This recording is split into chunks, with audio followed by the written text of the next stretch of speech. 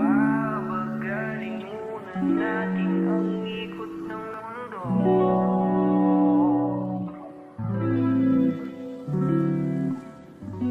May cancer si ano?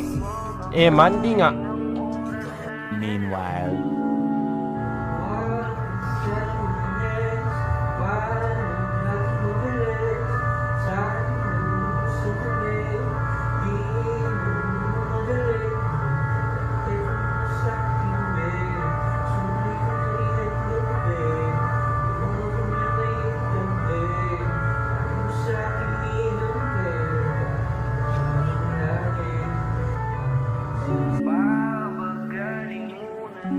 Ako nga pala si Eman.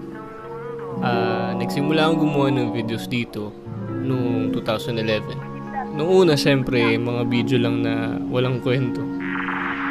Basta kung ano lang maisip ko dati, saka kung ano yung mapanood ko, sinusubukan namin gayahin. Hanggang sa sinubukan ko rin gumawa ng mga music video. Basta lahat ng klase ng video na ginagawa ng lahat ng YouTuber dati. Lahat yun nagawa ko. At ito na nga, kasabay nitong balita na sasabihin ko sa inyo. Ngayon taon, dumating na rin yung pinakamatinding laban na kakaharapin ko. Siguro hindi lahat sa inyo alam to, pero kasabay ng paghataw ko dito sa internet, yung madalas na pagka-admit ko sa ospital. Dahil sa iba-ibang bagay naman. Pero nung itong huli, yung nakita nyo sa Twitter na naipost ko ng walang caption.